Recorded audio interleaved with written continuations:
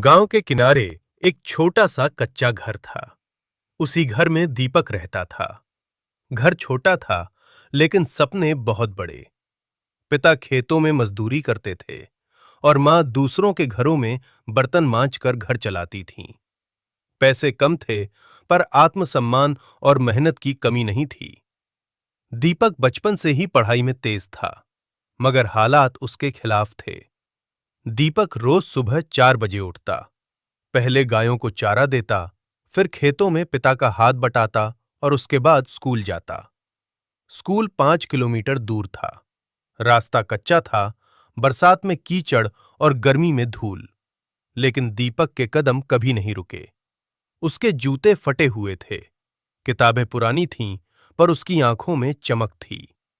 School में कई बच्चे उसका मजाक उड़ाते। कोई कहता, इतनी मेहनत क्यों करता है? आखिर किसान का बेटा किसान ही बनेगा। कोई हंसकर बोलता, पढ़ लिख कर क्या करेगा?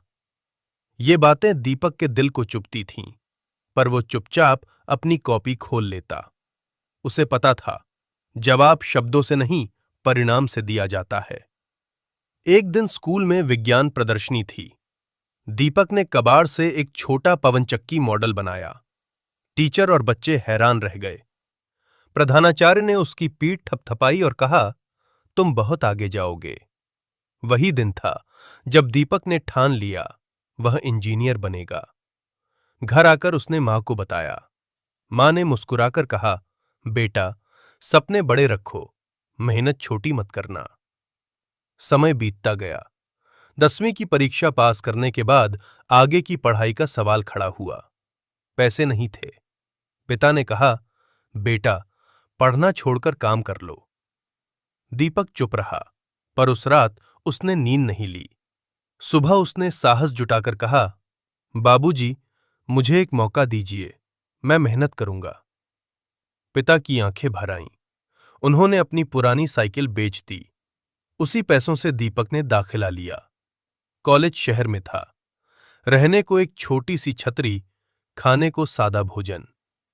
दीपक दिन में पढ़ता, शाम को ट्यूशन पढ़ाता और रात में लाइब्रेरी में बैठता।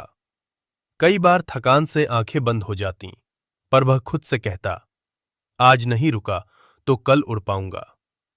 उसके दोस्त घूमते, मौज करते। दीपक किताबों में खोया रहता। लोग कहते, जिंदगी जीना भूल गया है। एक साल में वो बीमार पड़ गया।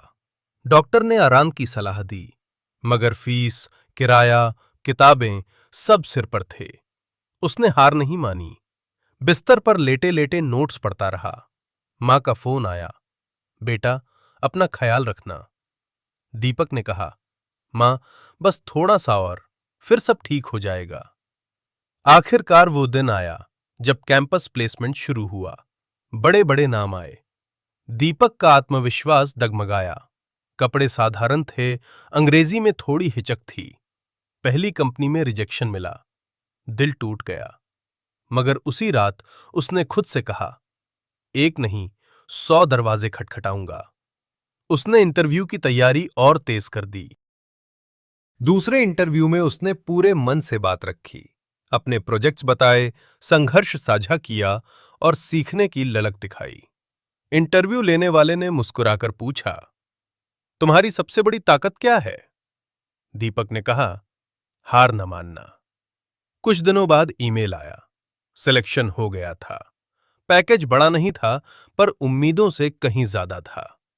दीपक ने पहला वेतन घर भेजा। मां ने पैसे हाथ में लेकर माथे से लगा लिए।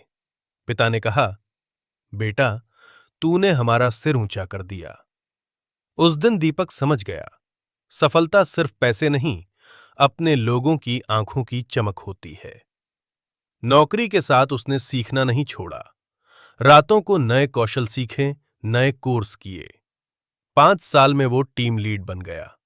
उसने अपने गांव में लाइब्रेरी खुलवाई, बच्चों के लिए छात्रवृत्ति शुरू की और स्कूल में विज्ञान लैब बनवाई।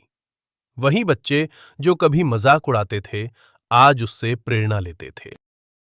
एक दिन स्कूल के मंच पर खड़े होकर दीपक ने कहा, परिस्थितियां हमें तोड़ने नहीं, तराशने आती हैं। अगर रास्ता कठिन है तो समझो मंजिल खास है। सपने देखो, मेहनत करो और खुद पर विश्वास रखो, क्योंकि हार मानना सबसे आसान है और जीतने के लिए थोड़ा और चलना पड़ता है। तालियों की गड़गड़ाहट के बीच दीपक की आंखें नम थीं। उसे अपना कच्चा घर, फटे जूते और धूल भरी राह याद आ रही थीं। उसने मन ही मन कहा, धन्यवाद जिंदगी, तूने मुझे गिराया ताकि मैं उड़ना सीख सकूं। सीख। सफलता किसी एक दिन की कहानी नहीं होती। ये हर दिन की छोटी छोटी जीतों का परिणाम होती है। हालात चाहे जैसे हों, अगर इरादा मजबूत है तो कोई भी सपना दूर नहीं।